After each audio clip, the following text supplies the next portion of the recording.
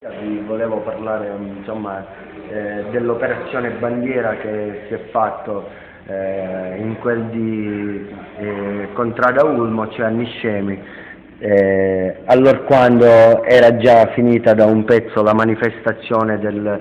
31 marzo che aveva avuto molto successo, aveva riscontrato molto interesse e per un attimo ci era sembrato in realtà che il MUOS e le 46 antenne si potessero combattere con molte più anime. In realtà ci siamo accorti subito che 3 giorni dopo praticamente il focolaio della manifestazione, il grandissimo focolaio della manifestazione del 31 marzo, che ripetiamo ha avuto un grande successo, si parla di oltre 20.000 persone, insomma si fosse spento questo focolaio. Era come in un certo qual senso che il MUOS non fosse mai esistito, che le 46 antenne NRTF insomma fossero state smantellate e che i 170 ettari di vegetazione ci fossero stati restituiti. In realtà non era così. E blocco dopo blocco, perché ricordiamo il presidio permanente di Niscemi continua a bloccare tutti i giorni, in particolare il lunedì, il mercoledì e il venerdì, che sono i giorni in cui passano i convogli USA. Ce ne accorgevamo che la polizia e gli americani ci irridevano, nel senso che noi eravamo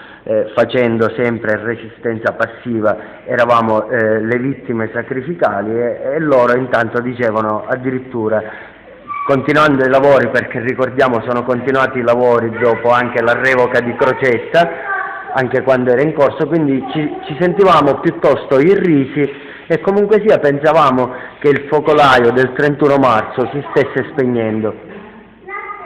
Allora dopo l'ennesimo blocco un giorno il grande Turi Vaccaro, che molti conosceranno, che è un grandissimo pacifista, e ricordiamolo che con un cacciavite in Olanda ad una base USA ha fatto oltre $1.800.000 di danno, solo fornendosi di un cacciavite, è entrato nella base con una scusa e poi ha pensato bene di salire nella prima antenna utile e lo ha fatto. In un certo qual senso è stato come darci il via e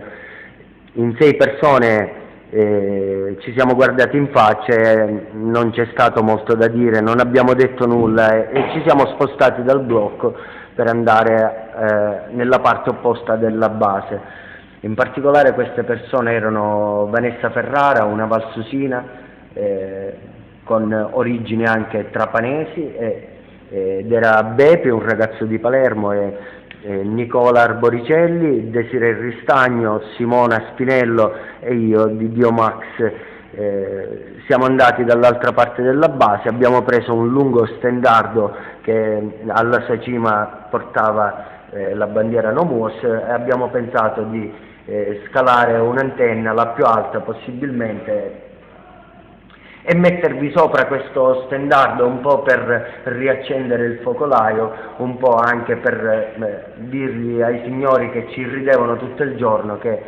noi rivogliamo quei 170 ettari di vegetazione mediterranea,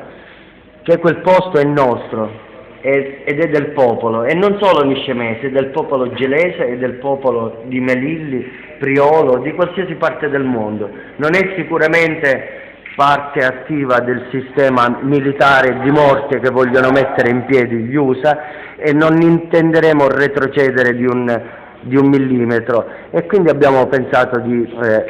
assaltare la base creando un varco nella rete, portando questo stendardo, mentre 3, e precisamente Simona Spinello e Desiree Ristagno, scortavano Nicola Arboricelli che portava la bandiera. Io, Bepi e Vanessa facevamo da esca e ci facevamo arrestare per non permettere ai convogli USA e della polizia, quindi della Digos, di fermare la bandiera. E ci siamo riusciti, ha avuto un grande successo questa operazione, perché ha dato proprio l'esempio. Ricordiamo che sono state oltre 16 ore di battaglia allucinante sotto la pioggia incessante e logoramento psicofisico anche, però ha dato i suoi frutti. Io con questo intendo dire che l'attivismo in sé per sé paga e paga molto,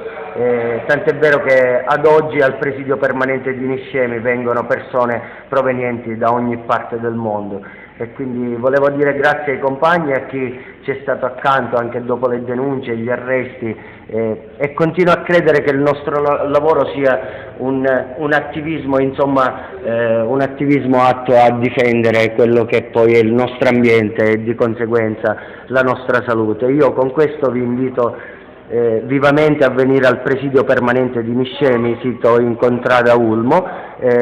perché vi ricordo che il presidio è anche vostro, è soprattutto vostro, e siete voi che create e permettete che questo meraviglioso laboratorio sociale, cioè una realtà che non è mai esistita a Niscemi, continui ad esistere, ad espandersi, grazie all'attivismo di tutti voi. Grazie. Grazie a Max Di Dio, qui dal Teatro Pinelli all'ex Casa del Portuale di Messina. Grazie a voi.